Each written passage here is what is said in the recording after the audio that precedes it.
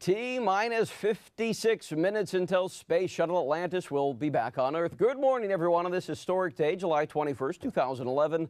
I am Chris Stipes, and this is Fox 26 Morning News at 4 o'clock in the morning. We're the only ones on the air right now.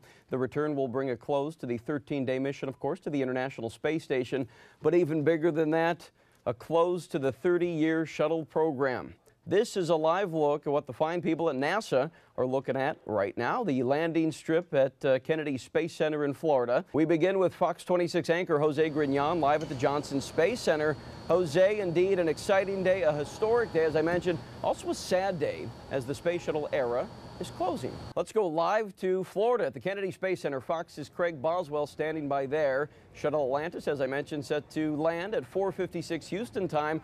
Craig, good morning. We just heard from our weather guy here in Houston that the weather in Florida is perfect. He's saying also a record crowd expected out there at Kennedy, right?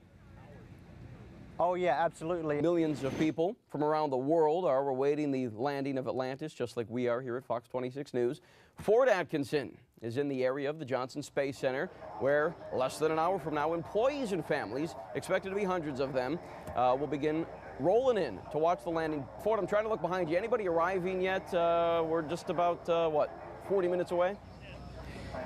Yeah, Chris. That was actually my next question to you, because while there is a lot of optimism and excitement, also sadness, there are thousands of people losing their jobs, so there is that element of sadness and uncertainty, right? I mean, are you feeling that there? It looks more like a party atmosphere behind you. I'm seeing the tent set up.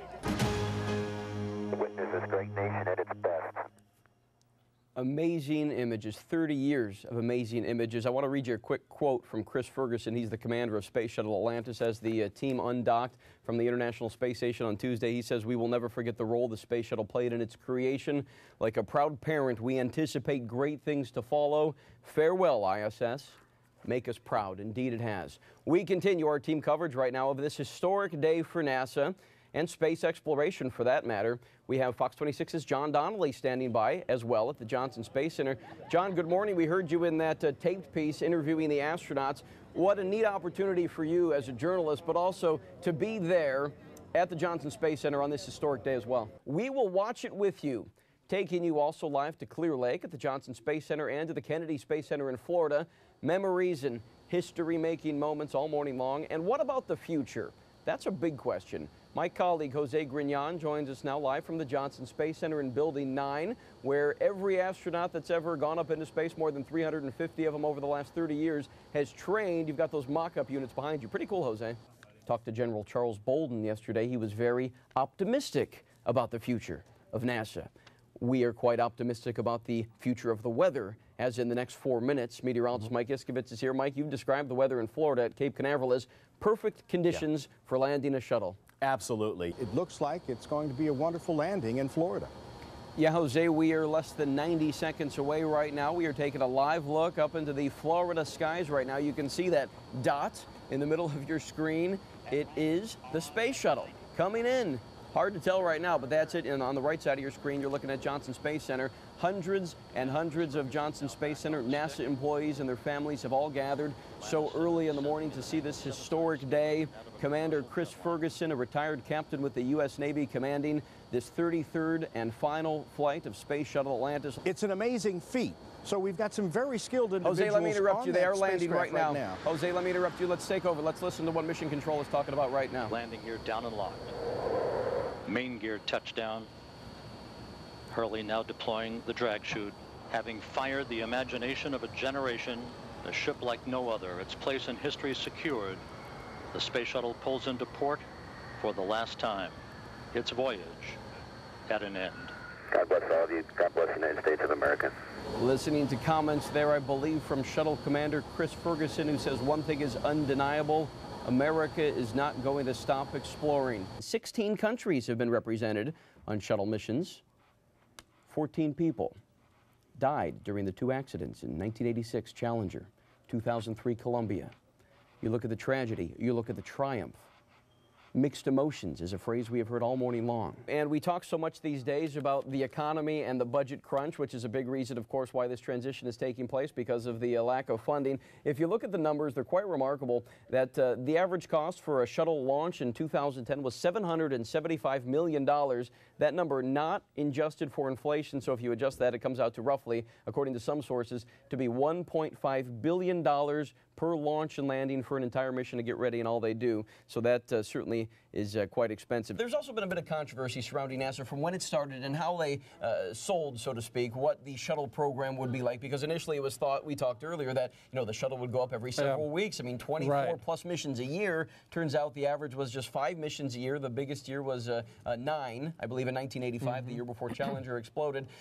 So what can people learn looking forward? What can we learn from the 30 years in the shuttle program to moving forward with trying to go to an asteroid, trying to go to Mars? This is Fox 26 Morning News at 6 a.m. Connected to you. Good morning, everybody. I am Chris Stipes. It is Thursday, June 23rd, and here's what you'll see at 6. And our Fox medical team on why sitting could be just as dangerous as smoking. Well, thank goodness I'm standing. Are you buying this? Sitting is dangerous as smoking? We're going to investigate, but first we want to go over to meteorologist Mike Is, give it standing by the Fox Red Weather Center. Much needed rain yesterday. The big question for today, are we going to get more? So a day of rain yesterday, and still the wildfires are not completely out. In fact, this morning, fire crews in Grimes County are watching quite closely to see if the wildfires will take off once again. It's about 75% contained. We're going to lighten things up a bit and talk football. Team USA and Mexico go into the Rose Bowl in California, and their fans could not be happier. There you go. Those were some of the fans as they were leaving a sold-out Reliant Stadium last night. The drawdown is about to begin. President Obama announced his big plan to start pulling some U.S. forces out of Afghanistan, addressing the nation last night. Fox's Doug Luzader addressing us right now, live from Washington. And Doug, the president says 10,000 troops by the end of the year, right? So much for the friendly skies. Have you heard about this story yet? Southwest Airlines now apologizing for what's being described as an obscene, homophobic rant from the flight deck.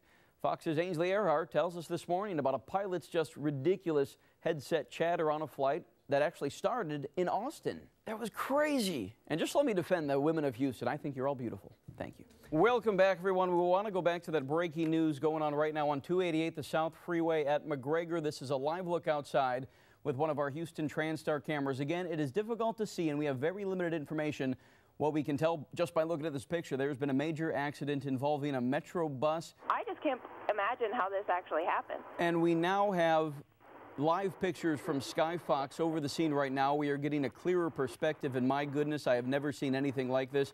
You put it into words and say this Metro bus was split in half, and indeed it is. It looks like one of the firefighters is trying to open up one of the windows there and perhaps get inside to reach a passenger. Are you hearing anything about the people on the Metro bus? That's our first and foremost concern here. Have you heard anything about any injuries or deaths at this point? Our absolute best right now to get people off safely. Margaret, I don't know if you've been able to see pictures of this or if you're looking at your television screen right now, but I mentioned this is something unlike anything I've ever seen before. This Metro bus, if you can't see it, is essentially split in half. Can you see what I'm looking at right now? No, I can't see it right now. Here we go. A lot of flap coming out of a Starbucks in Porter Ranch, California, and it's not because of the coffee. I'm told the coffee is quite good. It turns out a handful of customers are being attacked by angry birds. For others, it's entertainment. They say watching the angry birds is just as fun as playing the popular game. So initially I read that, the popular game, what is this? I still use a typewriter, so I have no idea. These apps, it's Angry Bird app. You play it all the time? Very popular. News to me. What a glorious feeling, I'm happy again. I'm telling you, our audio guy, Jeff, has been waiting for months to use our rain collection. We got a little Gene Kelly. We heard from Prince earlier. Yesterday was James Taylor with Fire and Rain. What's next? Welcome back, everyone. This is Fox 26 Morning News. It is 6:31. I am Chris Stipes, and that rain, once again, everybody looking up in awe, enjoying the wet stuff coming down, and that is causing some concerns on the roadways right now. Michelle Murhar, your traffic authority, is here to tell us what's at issue. Ford Atkinson live in Grimes County this morning. Ford, this fire has certainly done a lot of damage, not as much in terms of the acreage when you compare it to perhaps the Bering fire in Trinity County, but when we talk about homes and structures, A lot of devastation. All right, it's something we all do every day. And now a real shocker. We are learning sitting, sitting down, can be as bad for your body as smoking. Dina Centofanti with the Fox Medical Team, not taking this sitting down. Dina, I'll be honest, I heard this and I'm a little skeptical.